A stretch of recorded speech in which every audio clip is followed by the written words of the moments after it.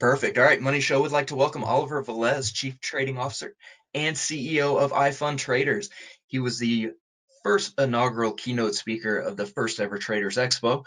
We're glad to have him back. Oliver is an international best-selling author, world-renowned trader, advisor, and entrepreneur. He's one of the most sought-after speakers and teachers on the subject of trading the financial markets for a living, and the Dow Jones dubbed him the Messiah of trading. Oliver, thank you so much for being here. Thank you very much for having me once again. It's always a pleasure. Well, traders, I thought it would be a good idea for us to talk about where we are in the overall state of affairs as far as the market is concerned. This is right now one of the most frequently asked questions I receive virtually every single, I would say every single day for the most part. Oliver, where are we going right now? Oliver, where is the market likely to go? A lot of people are confused. So we're going to talk about that today. All right. Now, what I want to do, oh, what is this? What I want to do is very quickly, for those of you who are hearing me in this address for the very first time. Look, I've been in this trading business since 1981. Started my professional career as a trader in 1986. 1994 started what became one of the largest educational trading firms in the business. In 1999, was selected to be the first inaugural speaker for this same organization, representing the industry. In 2000, I launched my first book, one of five. There are 5 books on the topic of trading the markets for a living, 5 different languages, and they continue to sell all over the world today. Today, I own and operate one of the largest trading organizations in the world with over 10,000 traders in various degrees of development in 92 different countries.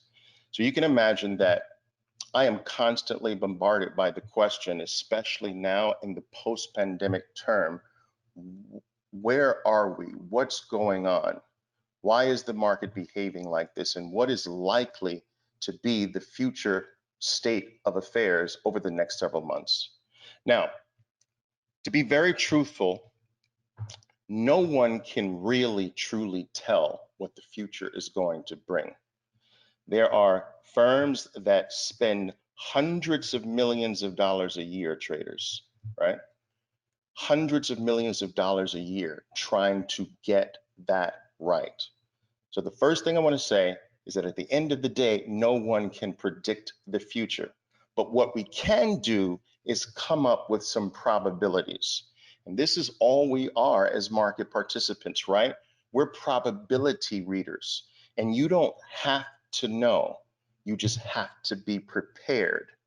And this is a common mistake that a lot of traders and investors make. They believe that they need to know the future. They believe that in order to be good at trading or in order to be good at investing, you have to have some innate ability to read the future. But no one can read the future. This is not needed to perform well in the markets. What you have to be able to do is to, with a high degree, you have to be able to read probabilities and have your several scenarios set up for each possible or each probable occurrence. And so in reality, if there are 3 possible things that the market can do from this point onward, we need to have a plan for each one of those 3 scenarios so that if scenario A happens, we bring out plan A. All right. If scenario B happens, we bring out plan B. If scenario C happens, we bring out plan C. It's just as simple as that. But you don't have to know which of those 3 scenarios is definitely going to happen next. Just be prepared for all of the scenarios. And that's how professional market participants play the markets. They're prepared for several scenarios. And whichever one happens, whichever one occurs, they just match what they prepared to that scenario. Now, I do want you following me for those of you who are interested in trading. I'd love for you to follow me on Instagram. I'd love for you to follow me on my YouTube channel as well. Okay. Now let's talk about my concept of space, because I advise and help traders all over the world read the markets properly through a very simple but powerful concept. It's called my space concept. Now, in order for us to really utilize this concept, we're going to need a monthly chart. Okay, that's a chart where every bar represents one full month of trading. It's very simple. One monthly chart. All right.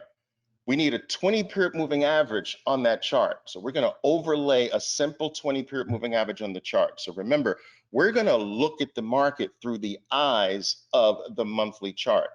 We're going to overlay a 20-period simple moving average on that monthly chart. That moving average is going to actually smooth out the monthly closing prices. So the 20-period moving average is going to do nothing more than average the last monthly 20 prices, closing prices, right? We're going to smooth out the data. Then we're going to take my simple space concept, which I want to talk to you about right now. Let's do it.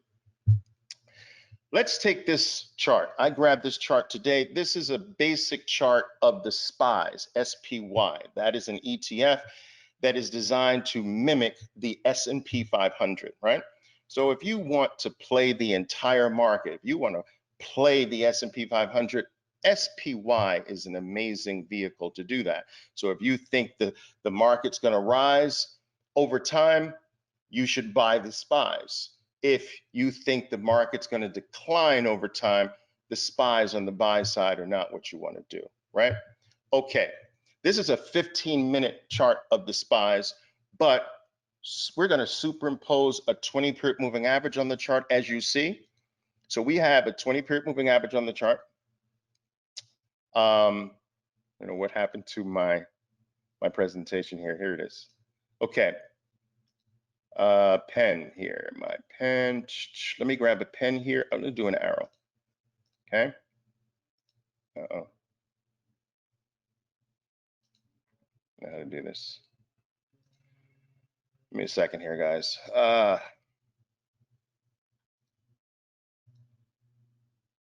Close pen, normal. Okay. How do I get myself out of the way here? I want to get myself out of the way.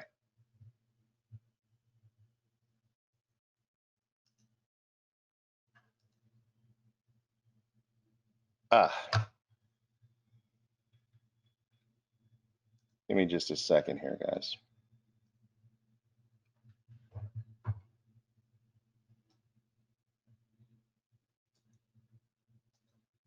Guys, can you help me with this? I can't. What you need? I can't seem to. I think I have it right. I think I have it right now. I think I've got it now. Guys, look. So we've got the 20-period moving average, right? Take a look at the space between the SPYs on the far left and the 20-period moving average here. All right. And I want you to take a look at the space on the opposite side of the SPYs and the 20-period moving average here. So here's the concept. Here's my simple but powerful concept of space, traders. Your stock, no matter what time frame you're looking at, your stock or whatever item that you're trading can get away from the 20. It just can't physically stay away from the 20. So I want you to understand that. Your stock can get away, but it can't stay. Now, your stock can get away to the downside. Now, that's possible. Getting away is possible, but it can't stay away. A snapback is imminent. Your stock can hug the 20-period moving average and go on for a while. But if your stock rises to the point where there is a fairly decent amount of space away from the 20-period moving average, it is very, very prone to snap back toward the 20-period moving average. Okay? Now, notice on the far right-hand side, we drop once again way below the 20-period moving average. Now you can get there. You can get far below. That's possible. What's not possible is to stay far below. Snap back toward the 20-period moving average imminent. So this space concept with the 20-period moving average works on the upside as well as on the downside. Stocks can produce the space upward and snap back. Stocks can produce the space downward and snap back to the upside. Okay. Now, I told you that it was best for us to utilize, right, the monthly chart. So let's go to a monthly chart. Let's do that now. Now, what you will see here is this is a monthly chart of Starbucks. Okay, I have the 20-period moving average superimposed on it. Now, the reason why I want to start off showing you Starbucks is because I want to show you how there were spaces from the 20-period moving average to the upside, and we drop back toward the 20-period moving average. Now, look at this. From the 20-period moving average again, we produce a run that produces a fairly decent space between your stock and the 20. We can get that space. That space can't remain present. Okay.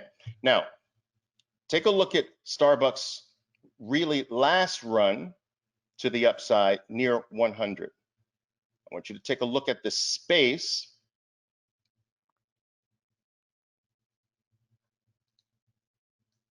Boom.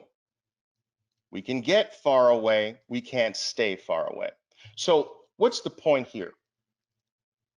When your stock has produced a fat, juicy amount of space between itself and the 20-period moving average, upside is limited. Not only is upside limited, right? A pullback or some type of drop becomes imminent. Now, you might not be able to time this to the day or to the week. You just know that this could happen. This pullback of sorts could happen several weeks from now, a month or two away. But the key thing to understand, the key thing to recognize is, when are you dealing with something that has limited upside? Because the last thing you want to do is to be an aggressive accumulator or buyer when your item is far away from its 20-period moving average. So if it is not good to purchase or buy anything when it is far away from the 20, what should you be doing far away from the 20? You should be doing the opposite, selling. And if far away from the 20 is an excellent selling opportunity, then your best buying opportunities come from around the 20. Right? Okay, let's continue. I want to show you a few other things here. Let's erase the drawings.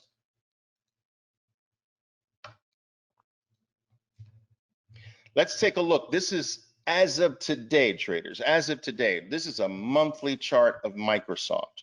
Microsoft, as you can see, has been on a rip-roaring tear over the years. Okay.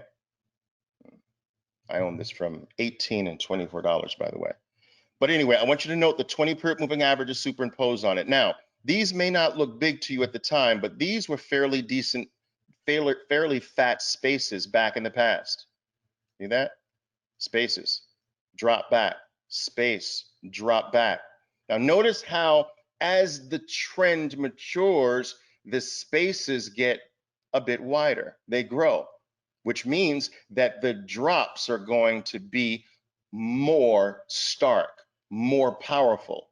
The bigger the space, the bigger the collapse most of the time. Nothing is 100% of the time. Now, look at the space at the beginning of the year. What you're looking at right here is the Corona crash. Boom, right there. But look at the distance of the space. So you see how the spaces got bigger and grew over time. Now, this growing space concept, this growing space pattern cannot go on forever, right? From a technical point of view. Now look at the space. This is as of today. Now, so we started off with smaller spaces, smaller, bigger, really big, even bigger. All right. So my question to you is, with Microsoft this far away from its 20-period moving average, and given the historical spaces from the past, is it the very best time to start an investment right now in Microsoft? The answer would be no, not based on my space concept. Limited upside, way away from the 20. Limited upside, okay? When is it best? Near the 20, okay? All right, that's a different topic. Okay, let's continue. I'm going to show you a variety of examples. Let's take a look at Nvidia as an example. And this is just to teach you the concept so that you can do what I do. And it's very basic, it's simple, but don't confuse its basic nature and its simplicity for lack of power or lack of power. Okay, now take a look at, we are in this from $9.50 actually. Crazy. Okay, space, collapse. But look, space on the downside. That may not look big to you, but that's a big space on the downside. Snap back, big space on the downside. Snap back. Now it produces the space on the upside. All right, you see that? And this is the Corona drop. Boom, right back toward the 20. Now we produce this space. Notice how the spaces are growing in size. The bigger the space, usually the sharper the decline. So again, my question to you, if you are looking right now at Nvidia, is this the best time to start your accumulation or buying of Nvidia? No, it is not. Not based on my space concept. Okay, so this is going to all lead up very quickly to you knowing what's likely to come next. Okay, take a look at PayPal, same thing. We can speed up here, guys. You've seen this over and over again. Look at your space, look at your space, look at your spaces. Now look at the space. Okay, spaces are growing, and now the space is ridiculous. Not quite the best time. Not that these things are not great companies. That's not the point. But timing is an important element of performing well. You can do the right thing, buy at the wrong time and lose a fortune. All right. And utilizing my space concept I believe, will prevent the vast majority of really, really costly mistakes in this business. Okay.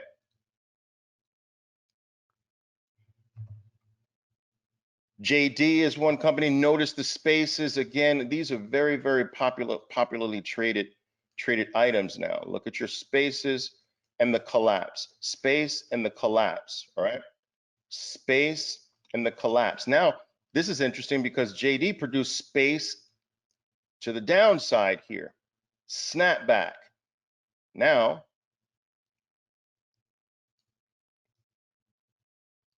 Corona drop wasn't that severe for JD, and here is our space today. This is ridiculous space. I've got to erase that. This is ridiculous space. Again, usually the wider the space, the harder the decline. Not always, though. Not always. Nothing is always, traders. Nothing is always. All right. Here's AMD. Same thing, guys. This is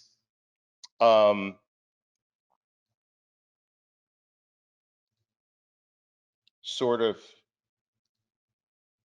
repetitive now. Space. We can get there, can't stay there. We can get there, can't stay there. We can get there, can't stay there. We can get there. Look at the space now. Limited upside. Now, the last thing I want to show you, all right? Am I good on time here? Am I good on time? Yeah, looks like we have about 9 minutes, Oliver. Oh, fantastic, great. Okay. The Qs. Qs is another ETF that obviously tracks the Nasdaq 100. Now, as far as I'm concerned, guys, ETFs are for the average individual investor. ETFs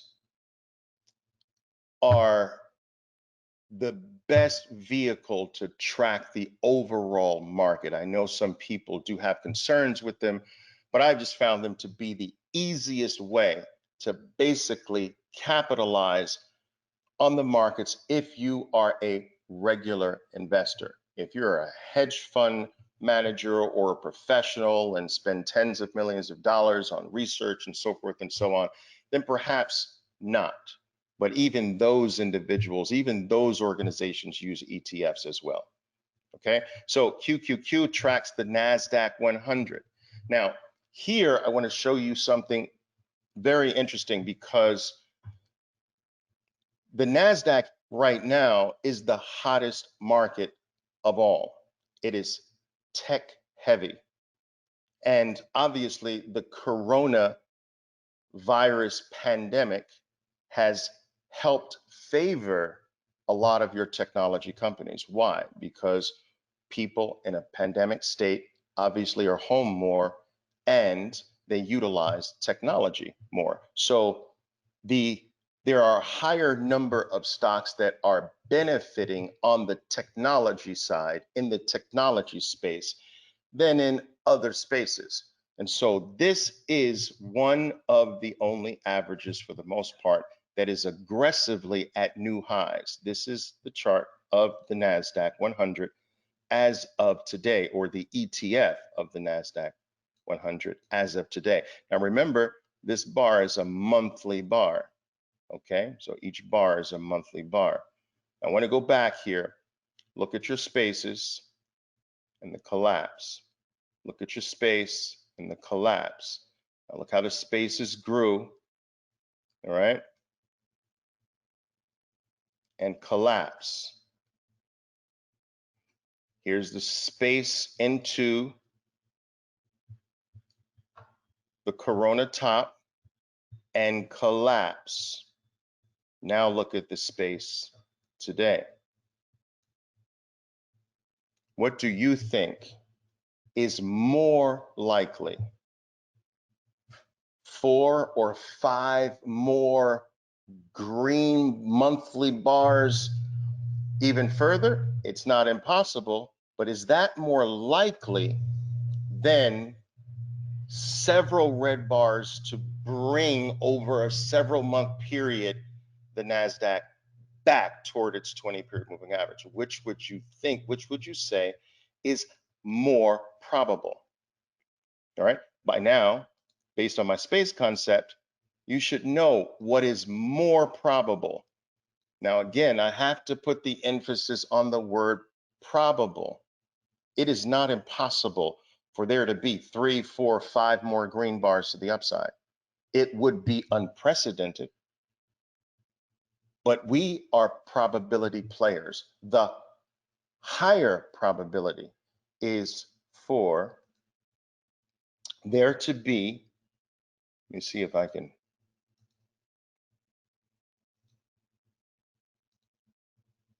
this, boom, boom, boom.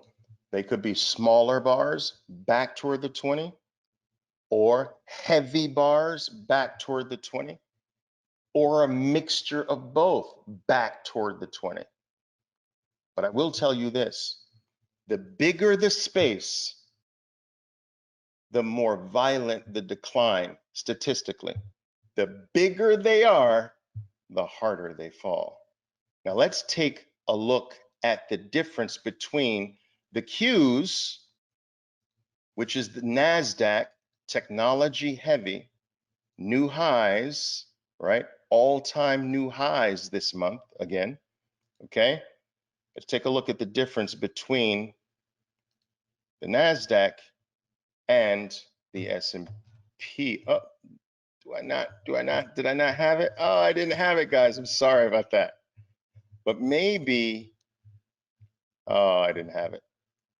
The difference between the Nasdaq and the spiders, by the way, the S&P 500, the difference, guys, is that there's not quite a new high yet in the S&P 500.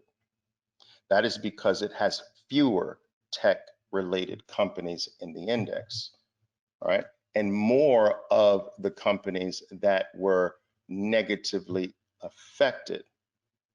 Has the S&P 500 come back in a miraculous way? Absolutely. Just not as aggressive as the Nasdaq. So we started off with the topic being, where do we go from here? And I believe that you should believe that upside from this point, upside is going to be very, very limited. Now, again, I'm not saying that upside is impossible. I am saying that much more upside is highly unlikely, traders, and that the gains that we've been seeing the market produce over the past several months, those are coming to an end. We're simply too far away on many, many different things. We're too far away from those key, simple 20-period moving averages. So protect yourselves. And I'm going to be looking out for you to come back to me several months later to determine and tell me whether I was right or not. All right, traders, I want to thank you once again for joining me. It's always a pleasure to address you. I have been speaking for events and associations like this for the last 26 years of my life. And I will tell you that not a single time goes by that I don't feel grateful. I'm grateful to you. I'm grateful for your interest in what I have to speak about.